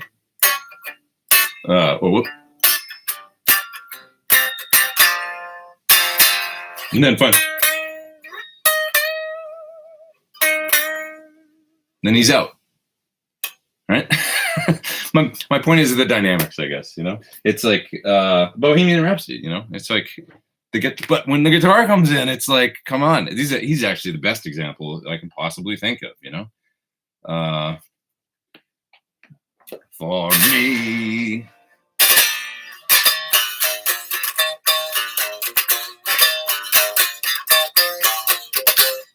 So you think, right? You know, I mean, it's like these key moments where the guitar just has this impact, and it is friggin' loud and devastating, you know? So somebody like Freddie Mercury appreciated that, you know? I mean, even Van Halen was like that, you know? Ain't talking about love. It was like the guitar isn't loud and killing you for the whole song. It's like he turns way down, and it's the dynamics of that thing coming up and down like a, when it turns, you know? I'll get passionate about this if you want me to. Anyway, like, so most singers and band members don't want to turn up the guitar. Well, then you're in the wrong band. I don't know. Like, and it's on the guitar player to know how to play with that power and utilize that power. You know, I mean, a race car driver doesn't just slam on the, you know, you crash into the wall. You don't just like nail the gas all the time. You do it at the key moments where it's really important, right? Or whatever, you know. So it's all about dynamics. Government Mule is a great example. I always use them as an example because I got to play a whole set with them a number of years ago. So to be on stage with that band where, you know, there's not one but two Leslie cabinets, one on either side of the stage. Warren's got a 100-watt Soldano and his Diaz. I was playing a 100-watt Soldano, and Jurgen, the bass player, has like, you know, 400 watts bass rig, and then Warren's got a separate bass combo on his side. There's a lot of power on stage, is my point. But it's all about up and down. You know, they're not full force all the time. You know, it's knowing how to play with that power. And that's what makes music that moves people. It's hard to make music that moves people as much as a guitar player if your amp's on one and if you're just sort of simulating that with pedals. That's what I find. So it's all about finding a singer and, you know, people that can work with that kind of dynamic power and energy, and knowing when the guitar is loud, that's a great thing. You know, and it has to be a great thing. That's the responsibility of the guitar player, you know, to have a great tone and play well and great parts and come up with great stuff, you know, and for it to be a good sound, not just loud, but be devastatingly good when you are loud, you know, a la Brian May or Eddie Van Halen or whatever. So there's a lot of responsibility. You can't just be, you know, if it's just loud and abrasive, well, then of course nobody wants to hear that. So that's my answer to, you know, singers and band members don't like or want guitar players to crank their amps unless you're on a large stage, you know. Yeah. Okay. Am I doing a Strymon Iridium video, says Waiting for an Alibi, going 100% the other way to the full-on model or direct pedal. I told them I would. They hit me up and asked me if I'd be interested, and I said yes, so I'm just waiting to hear back from them. I turned into pedals into clean tube amp guy. It's reliable. I can play a cover set and nail the tones. Easier than bringing 3 amps to a bar gig. Still sounds and feels better than a modeler, says Leo. I mean, it's the, you know, if you do it right, I guess it's the Gilmore formula for sure. But he's a little different in that it's great sounding high watt core amp tones or twins. And they're probably not quiet either, you know. And it worked well for him, you know, but just you know what I'm talking about, the way that a lot of people do it. It's very low volume amps, and it kind of could be any amp, and then they plug their pedals in and they get all these sounds out of the pedals, you know. It's a different thing than what Gilmore does to me. Have I messed around with any of the Synergy stuff? Asked Ryan. Yes, I did a video actually. I have right sitting over here, there's a, you can't see it, it's off camera, but there's a Syn 1 sitting there with a module in it. So yeah, you can check out my video I did for them if you're interested, for sure. So I got about another 10 minutes, you guys, and I got to split. John is in the top chat. He says he didn't miss it this time. Thanks, man. Thanks for doing that. I appreciate it. Steven Tyler was always fighting with Joe Perry over his amp being too loud. Well, I understand that. I mean, there's a line, there's a limit. Joe Perry's got like 800 amps on stage, still to this day. I'm just going to put it out there. I'm not the biggest Joe Perry fan. I think he's cool, and I love Aerosmith and stuff, but it's like, I get Steven Tyler like probably being like, your amp's too loud. I don't know. Like, he's a real hit or miss guitar player to me, you know? Sometimes he sounds great. Like, and some of those legendary parts and in his band, great, you know, but it's like, he's not my favorite, you know. Hey man, I mean, we toured with them. I stood side stage for more than a few shows with those guys. And Brad, to me, is a really terrific guitar player. He's like the real backbone of the guitar because, you know, I think Joe gets to be a little bit more of the wild card because Brad is real. And Brad's a sweet, sweet guy too. He's really cool. Remember, he came out to a couple of Chris Cornell gigs when we weren't playing with them. He was cool, dude. And he's a gear nerd. I'll tell you what. I'll tell you a great Brad Whitford story. How much of a gear nerd he is. He asked me, "So what's that thing you got out there? That TC thing?" 'Cause I was using the G system back then. And I explained my whole rig to him and showed him the G system and stuff. What did he have 2 months later? A G system pedal board. On tour with Aerosmith. True story. I was like, oh. Anyways. Death on Two Legs. That's a great song. Dave Wolfberg mentioned that song. It's a great Queen song. Brian May also has a wall of barriers in front of his amp, says Ian. Yeah, you know, an interesting thing. I saw Steve Stevens with his band Deadland Ritual recently, and I went to their rehearsal over Mates, like before they were going out on tour. And he had a BE50 and a BE100, and they were cranked, you know, masters on 4 or 5 or wherever he sets them, full power. But he had the plexi panels in front of the 2 cabs, and it was, you know, loud, but it was great because you could stand right in front of them. And I thought it was going to like not sound good, but enough sound was coming out the top, and it just kind of diffuses it in a way that I actually really liked it. So it made me kind of think like, okay, if I ever do a tour again where I've got any kind of loud cabs on stage, I wouldn't mind using those plexi panels at all. Kind of save the first few rows. Yeah. The pedal revolution is due to bedroom playing. Live, I find myself barely using overdrive, says Waiting for an Alibi. I don't know if it's due to bedroom playing, because I'm telling you, when I go to see bands live here in LA, everybody's doing it. You know, it's all about what pedals you're using for gain, and the amps are all turned down. I see that on a regular basis. So it's happening there too in the clubs. When the big record company deals went away, says Leo, so did touring with Walls of Marshalls. Also, all of us are literally hoping the credit card clears for gas on tour.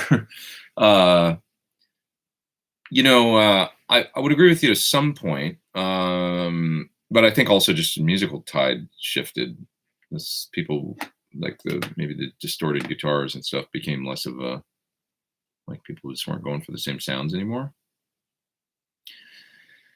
John says Ian Thornley and Sir Hedgehog sounds incredible. You know, he uses the Hedgehog, but I gotta say his main amp is the PT.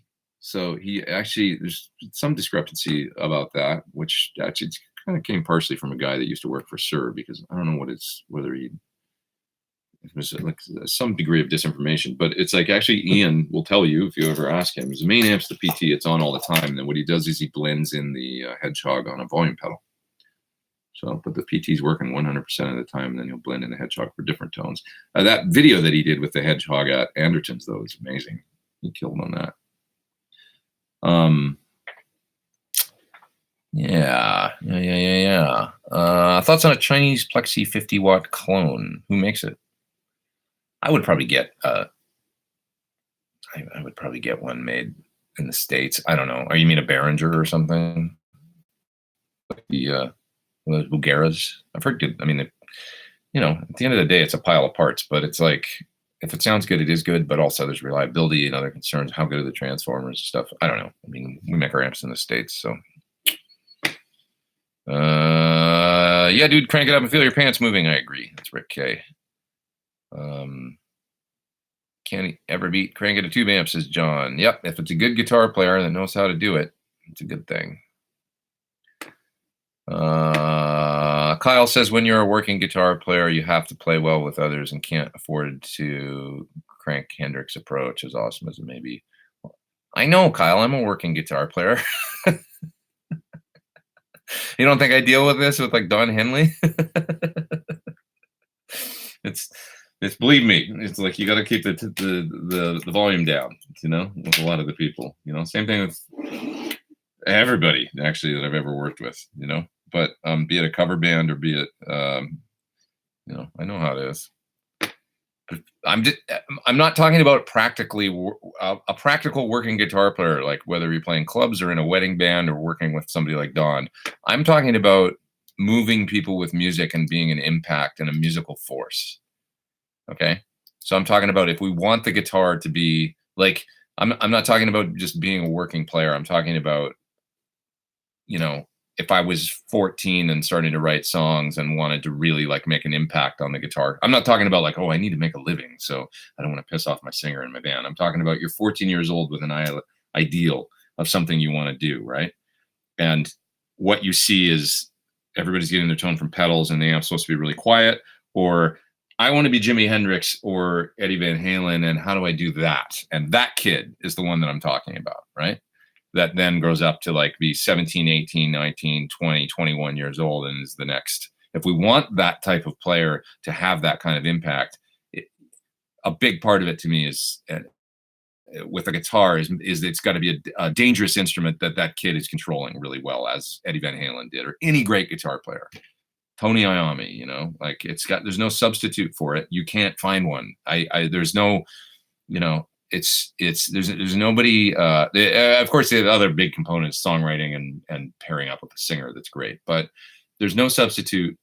You try and find me an example of a substitute. You know, there isn't one. So I'm just talking about moving people with new music is what I'm really talking about. The idealized vision of the guitar hero, that somebody coming along that blows us all away, where you don't even, because the fact of the matter is with these people, you know, I'm sure they went through trials and tribulations of volume in their own band. I heard, you know, Eddie was, you know, originally went to the Variac to try and turn the amp down on stage and stuff like that. We all know there was club owners and shit like that were probably complaining, as well as probably David Lee Roth and everybody else complaining about the volume. But the reality is, when people went to the shows, you know, I've talked to people that saw them in clubs. I know people that played with them, and they're like, dude, they were devastating. You know, and that guy just, like, nobody could believe their eyes and ears. So the reality is, you're going to get in that club or go to that show with that guitar player playing and be like, the last thing you think about when one of those guys gets on stage, in my mind, is it's too loud.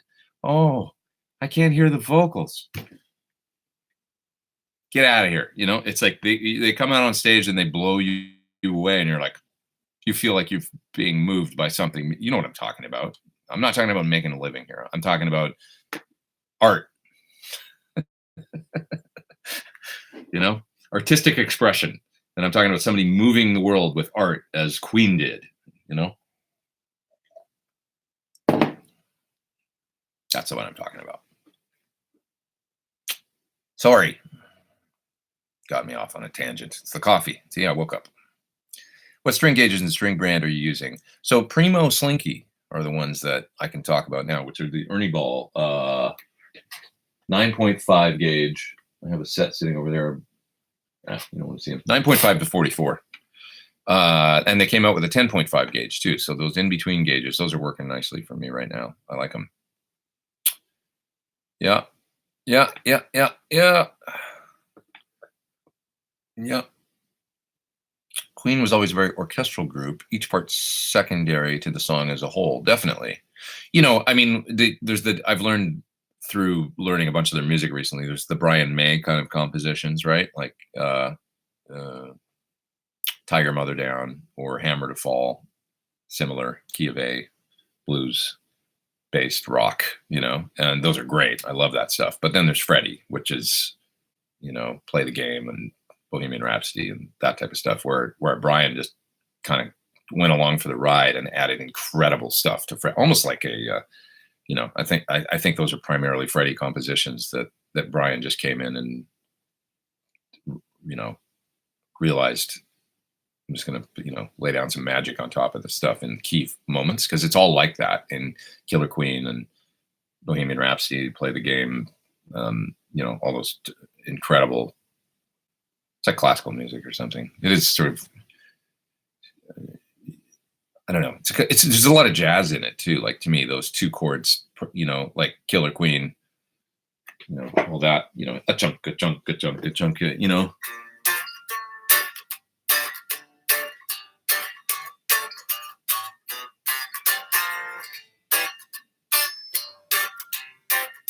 That kind of, like, you know, 2 chords per bar thing. It's kind of, you know, I don't know. Like, how did Freddie write like that? Man, I still don't know a lot about him, like his background, what he listened to growing up. Should learn more about that. What else? What else we got here? I got to go soon, guys. It's 1:01. I'm actually going to split in like 3 minutes. But is there a difference between writing a song as a band with strategic parts versus writing a song from top to bottom on your own? In the virtual world we live in, seems to be a lot more the latter. Well, that chemistry is. I write a lot on my own. I mean, most of my stuff on my records is written on my own. But like I said, Queen is a great example of when you get a song like Bohemian Rhapsody with Freddie and then Brian adding his thing, right? Where you're going to get that chemistry. You know, when I think about something like Led Zeppelin, with something like the Rain song, which is probably Jimmy Page sitting there with an acoustic guitar and alternate tuning, and then those guys coming in and adding their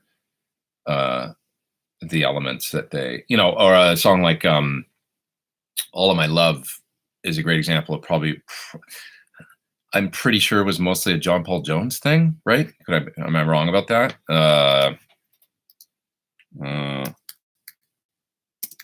Look it up. I think it's probably primarily a John Paul Jones thing, and then Jimmy came in and just kind of did his trip on it. I think credited to Robert Plant and John Paul Jones. Yeah. So there's the difference where you hear Jimmy just with his little licks going on top, right? Of that, mainly it's that like string thing. John Paul Jones coming up with that kind of orchestral thing. So a great band that does both in a really unique way is Sloan. If anybody's Canadian, I always find those guys interesting because each person in the band writes, and sometimes each person sings, and they've all got their own individual styles. And then kind of what you get is like each individual writer with the other guys being almost like session players on their song, and I find that interesting. It's a little Beatle-y, I guess. And everything was Lennon, McCartney for sure, but then you had Harrison adding his touch on top of things, and then there's the Harrison songs where the other guys really, or Ringo songs. It's like I don't know. I find all that band chemistry stuff fascinating. All of My Love versus some of the other Zeppelin, Heartbreaker or something. It's like or with Queen, Hammer to Fall versus Bohemian Rhapsody. It's like those are the things that you get out of a group of musicians playing together and people contributing to maybe somebody comes in with a more formed idea and then they add their touches. If you just do everything on your own, though, like let's think about All of My Love by Zeppelin. All of My Love. The little guitar parts are really cool, and that wouldn't have happened had Jimmy Page not come in and contributed on John Paul Jones's song, right? The cool little bending. They're definitely like not the main thing going on. Every Breath You Take was basically done when then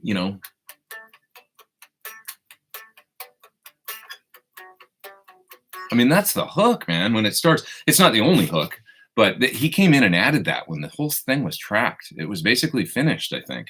And he came up with an incredible arpeggio guitar part that's like a melody, really, almost, after the fact. So it's those things that I don't think Sting would have thought of that, I think that's the beauty of the chemistry. So anyway, I love talking about this stuff. There's great points and questions and stuff today, guys. It was really fun. I've good time with this, thinking about music, and you spur me on. You make me think about things in a different way. I appreciate it. Go right to the end here, see if there's anything just last minute, and then I got to split. My favorite Canadian rock star, God, Kim Mitchell's the first one that came to mind. If I think of the quintessential Canadian rock star, it's Kim. We had like, Mike Reno and, there's lots of great bands that come from Canada, but I would say Kim is my number one. And he's so cool, and he's still out doing stuff, and just I don't know, he's great. Nobody's ever checked out Kim Mitchell. Just get the album Akimbo Logo and listen to it. Some great guitar playing on it, some great songs. All We Are, one of the most beautiful rock ballads ever. I love it. Called Off, that's one that I think that's the name of the song, right? That's one of my favorite songs by him. That's just kind of I think that's the name of the tune. Yeah, Called Off from Akimbo Logo. God, I love that song. It's kind of a breakup song. It's cool. It's a really good song.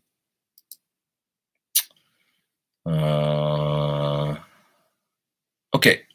I like No Quarter. Yeah, SD Design says, me too. Maybe one of my favorite Led Zeppelin songs. Love No Quarter. So cool. So vibey. So that's the John Paul Jones too. Like that. You can't deny his contribution. It's just amazing, Yeah. Ian Ferguson says, with Zepp, I've read a lot of the songs were written by Jones and Plant in the studio, since Page was often stoned out of his head and not in the studio. That could very well be, especially later on, I would think. And I think you can hear that in the writing and the compositions and the, different sound later on, Ever listen to Fish? Not so much. That was from Groove. I don't know much about them actually. Honestly, can't really comment. But okay, guys, I gotta split. You guys have a great week. I'll be back next Sunday, same time, same place. Hopefully do some cool videos this week. I got a whole slew of pedals sitting here to do stuff on, so something will come out this week. Certainly the plasma coil video from Game Changer. That's almost done. It's a fun one. It's brutally noisy, but it's fun. The track's all done and everything. And I don't know. I got to come up with some other YouTube videos too, besides just the pedal demo. So I'll do something fun this week. I'll get on something that'll either be the, our vintage guitar is better, or one of those types of videos. So I'll get on it. Thanks, Ben Kuntz. Thanks so much, Ben, for being here. I appreciate it. And thanks to all of you guys. I appreciate you so much. It's always fun. This was nice. Nice one this week, I feel like. Take care, you guys.